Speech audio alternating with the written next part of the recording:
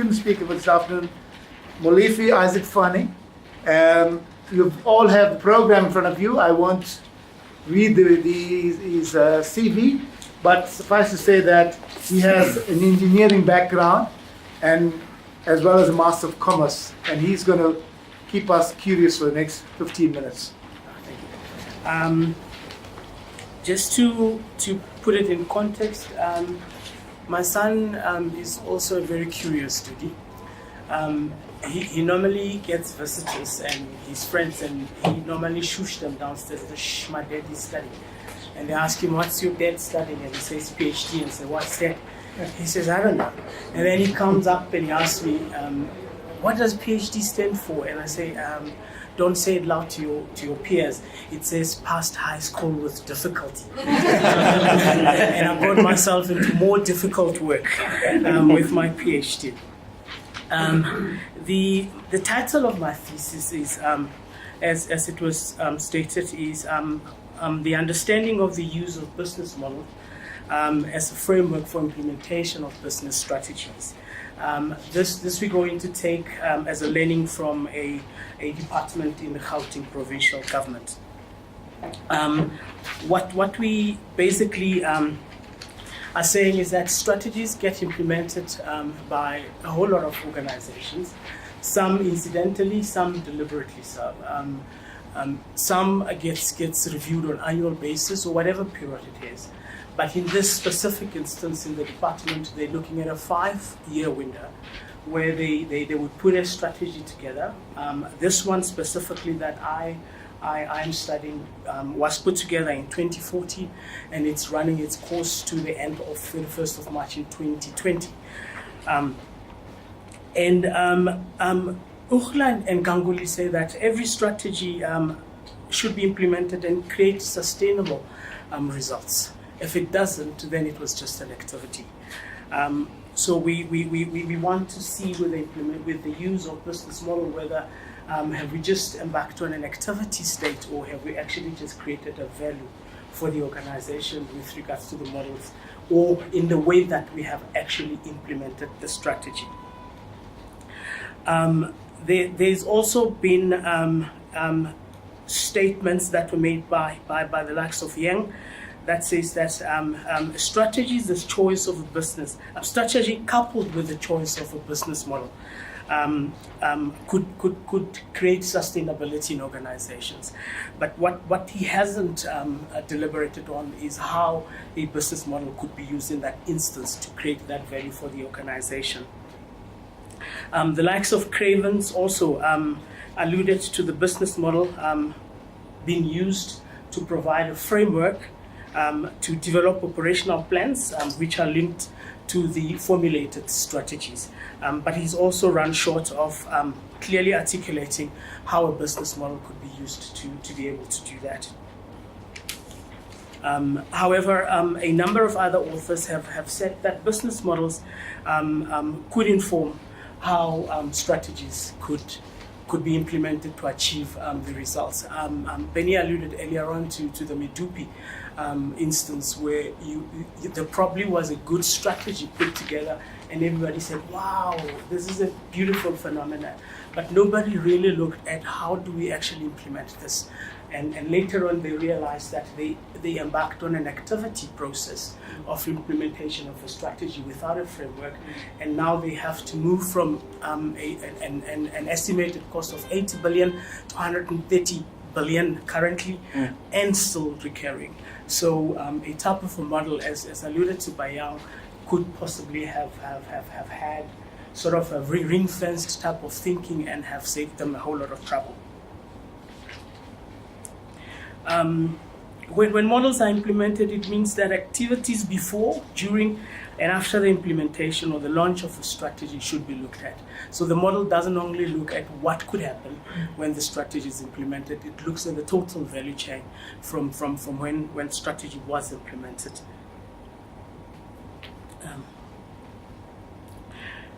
Right, for this study specifically, Prof, we defined what strategy would mean for us in the study, and we defined what business model would mean for us in the study. The strategy was defined to be a deliberate action by the organization for the achievement of the set objectives in order to position itself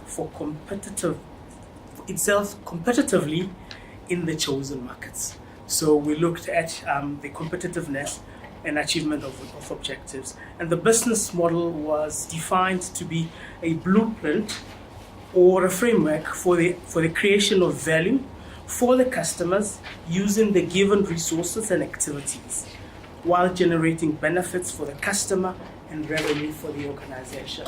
So the business model will look inwards and outwards. What does it mean to implement this model for the customer? In this instance, in line with the chosen organization in which studies are done, we're looking at if the strategy is to create a life for everyone that is meaningful, what does the strategy mean to them? And for the organization, it would mean what are the benefits for the organization moving forward?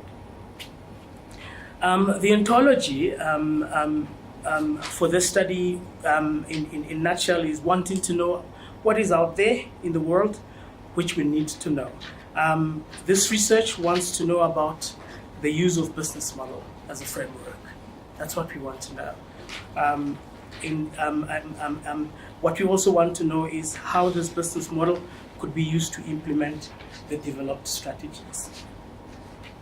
We also want to know, do these business models actually exist or don't they exist in the organizations? If they do, in what form do they exist actually? And what can be said about them as a framework for strategy implementation?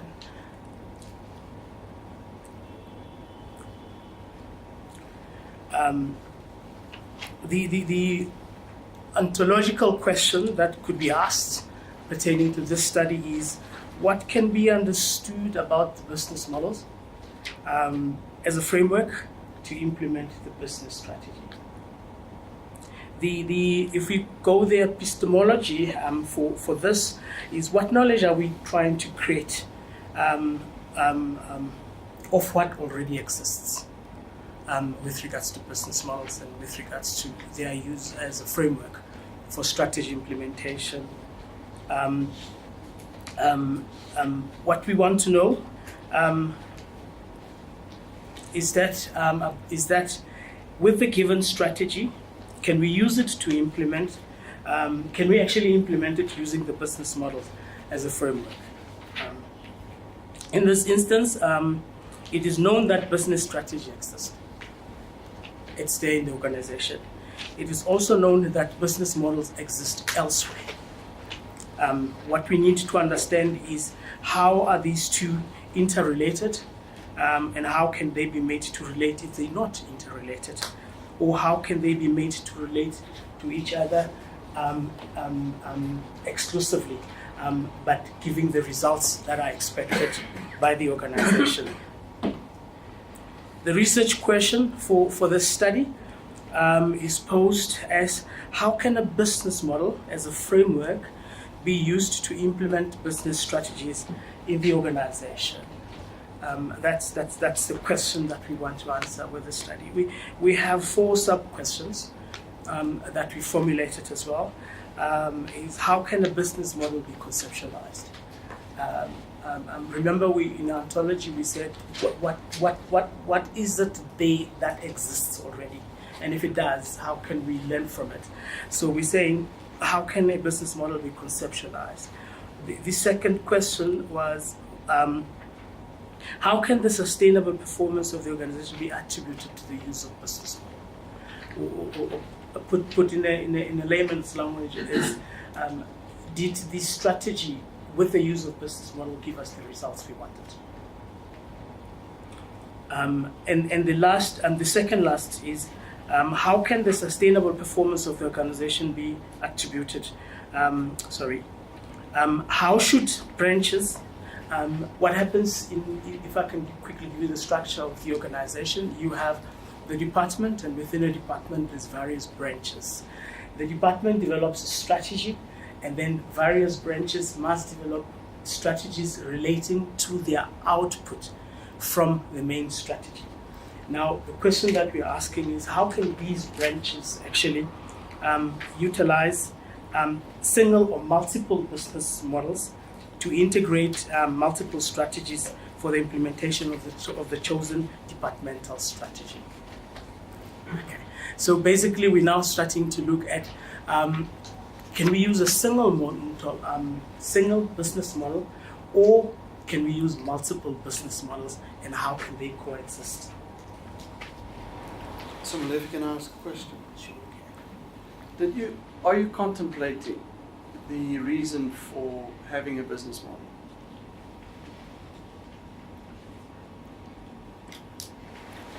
Are you interested in your study to talk to where and when, maybe, did the construct of a business model show its head the first time? Yes. What was the context? So that one can get, from an ontological perspective, a view. Why did this thing emerge? Are you curious about that? The curiosity was sparked by the fact that we have a strategy that gets developed, and for the development of the strategy there are clear set guidelines for that, and for the implementation of the strategy there aren't guidelines, there aren't rules. It's department gets together and say, this is the direction we want to go, implement it. There is, however, on the other end, downstream, a model that exists, or sort of a framework that exists for reporting on the outcomes. But in between, there isn't a defined model that says, in your implementation of the strategies, embark on this process. But are you therefore saying you think there should be a model? I think that's But then you're lying to yourself. We're saying there should be a model, or we're saying maybe there shouldn't be a model. Well, I want to tease you. You say you're a PhD, not the one that passed matric. So, if you want to do that, I was hoping that you will be curious and thinking, where did this damn thing called business model have its origins? Before deciding that it's of any use. But if you argue this way, you're almost arguing we need a business model. Well, according to the first question that my supervisor and I looked at was, we need that. That's why the first question was, sub-question was, how can a business model be conceptualized? We need to put a concept as what is really a business model in the context of this study, in the context of this. But you know that question assumes you want a business model. Yeah.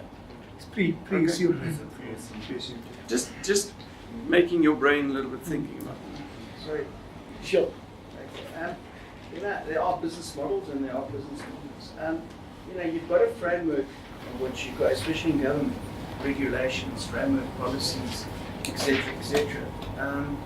I have a feeling that there are many models out there. You can get off the shelf, you can do a lot. But what I think is, and I don't know how you're going to do this, but you need to look at all these policies, regulations, and create a business model to be able to deliver what you need to deliver, and then link it to a strategic plan. But there's an issue around the strategic plan. Every year you go through a process of creating a strategic plan. You can actually count on one hand, if possible, how many times has those strategies been implemented? I'll tell you now, 0. None of those strategies that they've gone around and created, none of them have been implemented. Then they decide they need performance management on those strategic plans. And they all report, no, we achieved 100%. But then why does it come up the following year that you need to you are redoing the same strategy? So what have you created? You've created nothing. You've just created time off. You go to your little indabas, whatever, and everybody talks, and blah, blah, blah, blah. We're going to do this, nothing ever happens. There is no conclusive evidence that people have actually delivered on their strategic plans. Never. You carry on just providing a service as per what you are mandated to do in your MOU between the different divisions and units within each government department or ministry. So you're going to have to find a way that people actually deliver on that model linked to your strategic plan. Yeah, I think the point as well, just want to add to what it says, that it all stems from your definition of your research problem. I think that's where it is, because you suppose that you need a model. You know, you're using model framework interchangeably, but you're saying you need a model to ensure that the strategy is implemented.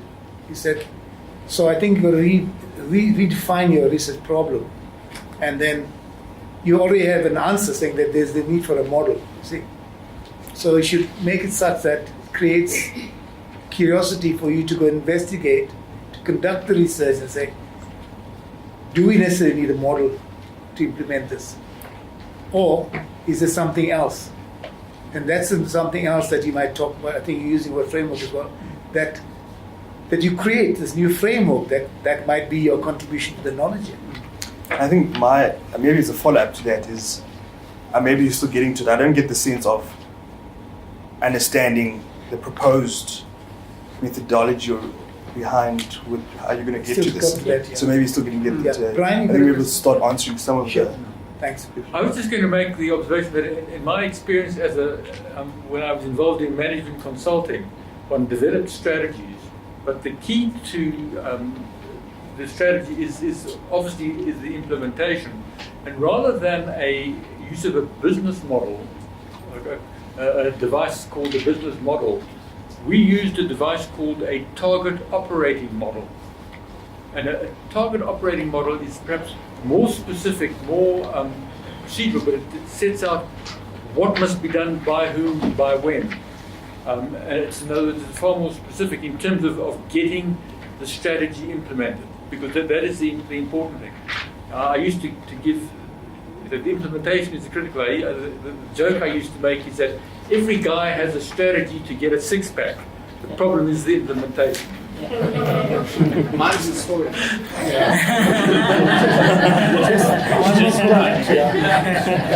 One more comment is that be careful about models, because models have to be tested. Yes. You see, you're developing a model, and then at PhD level, you can't say that this is a model, this is my contribution. The question is, has this been tested in that very environment? So your study could go on and on. Just be wary about those limitations and parameters with which you operate. So my question is, isn't he, maybe not fully and elaborately, but isn't he answering your first question, why do we need a model? He explained, for example, businesses that go and have a business strategy, but they fail at implementation. And he's saying it because they didn't have a correct process, which in this case is the model. And then he's saying his ontology is what is out there and what have we learned from it. And from whatever we learned from it, then it answers your question. Okay, so we've learned this, therefore these are the models that are working, and his epistemology is, now what can I use of what is working to create something new? I think he's answering it, but maybe not elaborately enough. That's fine. I just want him to be sure whether he's working with the presupposition idea that there will be a model. Okay. Because I always want to ask Marla, what is the constructivist say to that argument formula? Yeah, Scott on the lead. Isn't got a methodology. But I mean, I think it's dependent, Ben, because I think that you can. I'm just saying, if you do choose to work on a model that you are assuming exists, and you can later show the implementation that is spoken to. I mean, I suppose you could argue from that perspective. I'm not a constructivist, so don't ask me about constructivism. But I'm saying, from that perspective, I do think that you could play around a little bit around saying that you can make assumptions as long as when you've actually implemented, people spoke to implementation, that you'd be able to show that your assumptions actually did come to fruition. And if they didn't, what would you then do to counter that? So, I mean, it is quite a tough one because a model does box you in quite a bit. And that's why possibly consideration of a framework versus a model. Because a framework is open to interpretation and perceptions, and it's open to exploring both at a micro and a macro level. So I would consider more a framework than a model. All right, good, thank you. Right. The approach that we would take, this will be a qualitative study. It started off as a mixed model, mixed methods, and we had a panel meeting session with my supervisor saying, well, if you know, let's go to qualitative. So we would settle for qualitative study. It will have two phases. It will have two phases that would be done sequentially. Phase one would be a case study where we're going to go on a fact-finding mission and hopefully develop questionnaires and interview questions for phase two. The phase two will be for interviews and issuing of questionnaires. And the interviews and the questionnaires would run concurrently. And then the data analysis would be done qualitatively. Yeah, I just want to ask a question. So your questionnaires and your interviews, are you using in-depth interviews where you're going to ask people their perception on things? Are you going to want people's perception? Yes. That's and your paradigm, is it going to, because it's perception based, what is your paradigm then? Because is it interpretivist? Because that's where Ben's question around constructivism would then possibly come in. I'm asking because if it's perception based, then possibly a framework. Because in a model, people's perceptions don't really play as much of a role as they would say in a framework. Yeah. Yes. Okay. Noted. Okay. So you don't have to respond to everything. You Yes. can take notes, and as part of, remember, the forum is here for you to help. He's work in progress on his PhD, so he's using a broader forum to get different perspectives. So I want to tease you. So you want to do a case study for a PhD? Yes. That's interesting.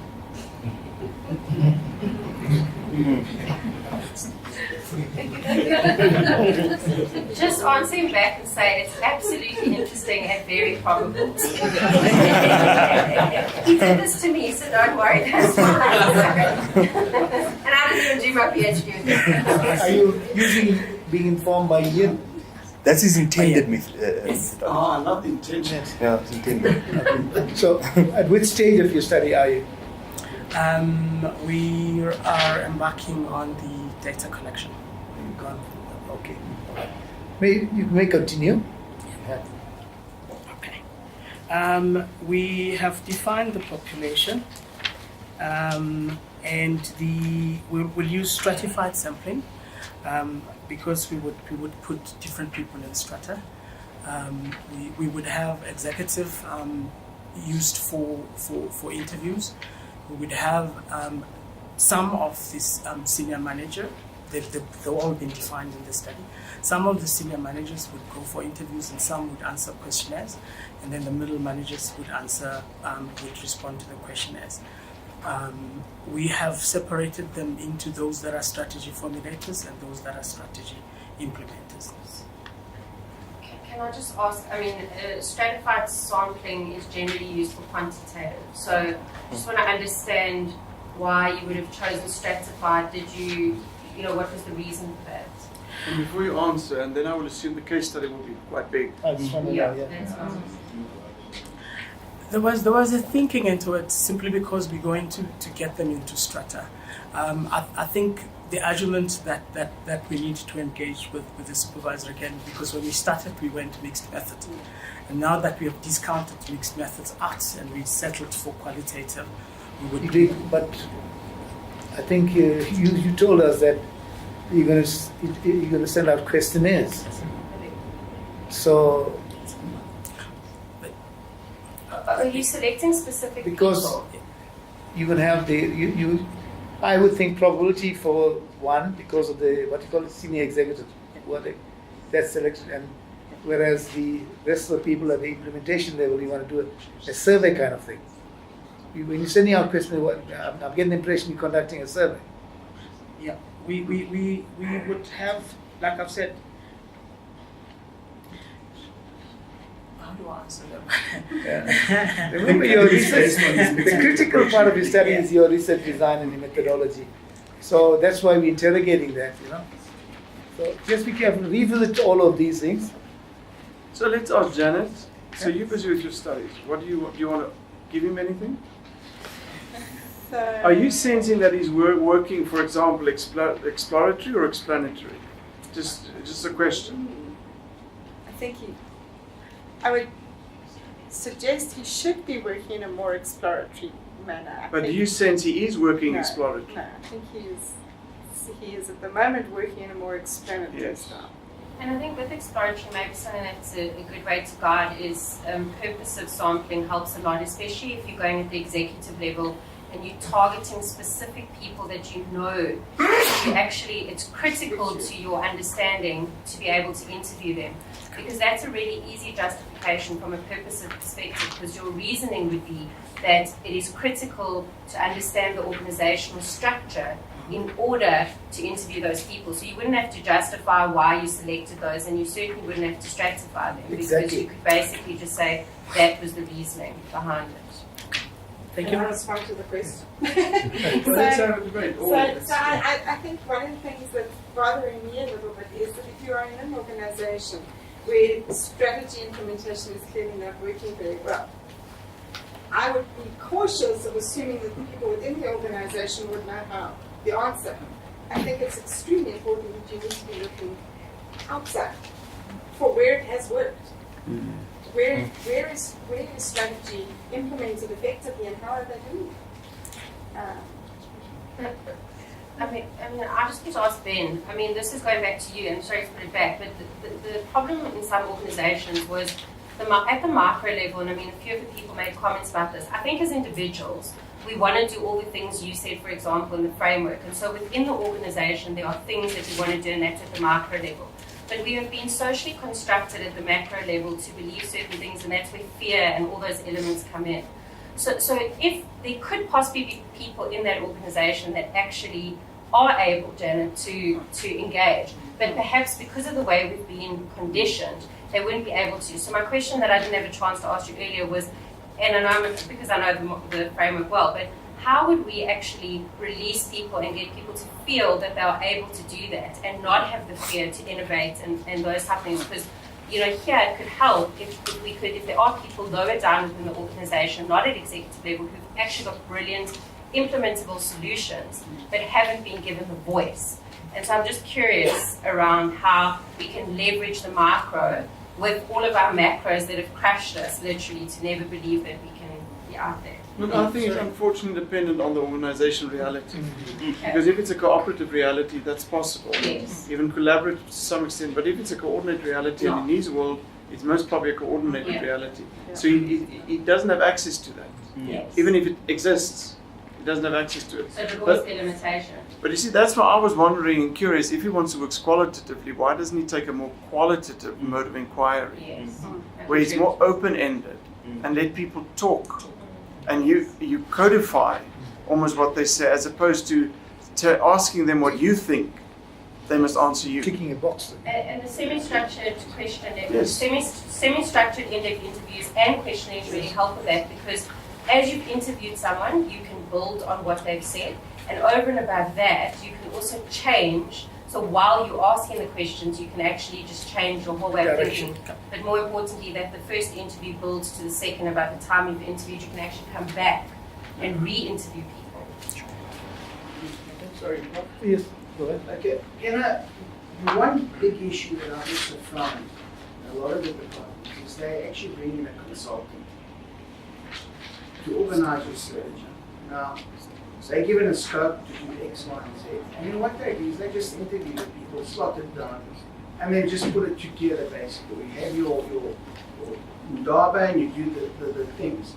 And I believe that you would get a lot more benefit from actually involving people within the organization, but at the lowest level. That's exactly, I think, what it is. Yeah, so what you're going to have to do is you're going to have to say, forget about the consultants. We've got enough people within the organization that can put it together. But you have to start at an operational level. You know, you go from operational and you work out each of the three divisions operational. From there you build up to the next level and to the next. Then you come to that strategic level, because now it's all feeding back into the strategic level. But you have to give them the scope of what you want to do and where you want to go, and that they must have buy-in and agree to where the department is going to go to deliver a service, or whatever it may be. That's what has to happen. And no involving consultants, because consultants will deviate, will take in a different path. Yeah, thank you very much. I think he's got, obviously he's taking the different, he's making a comment rather than contributing there. But in terms of your focus, your study, I think we'd rather stick to that in terms of giving you guidance, because he's talking about bringing strategists, develop the strategy. That's not your focus. You're looking at what's going wrong and how can we, from an internal perspective, go forward, rectifying these things. All right. Any other questions? Maybe just a comment. And I think at the end also, just note that you're writing a thesis. So this is not a strategic document. To look for It's not a project. Yeah. So it is around the contribution to society. And I think to encourage, I mean, for me the most important thing is nothing in research is incorrect. I mean, in the end it's how you justify it. Yeah. So as long as you justify your choices, all of us can play devil's advocate, but it is your study and your baby, and as long as you justify it, I think that most times we can actually grow within that space. I think I like to define justify, because justify means it has to follow the scientific process. Yes. You don't say, I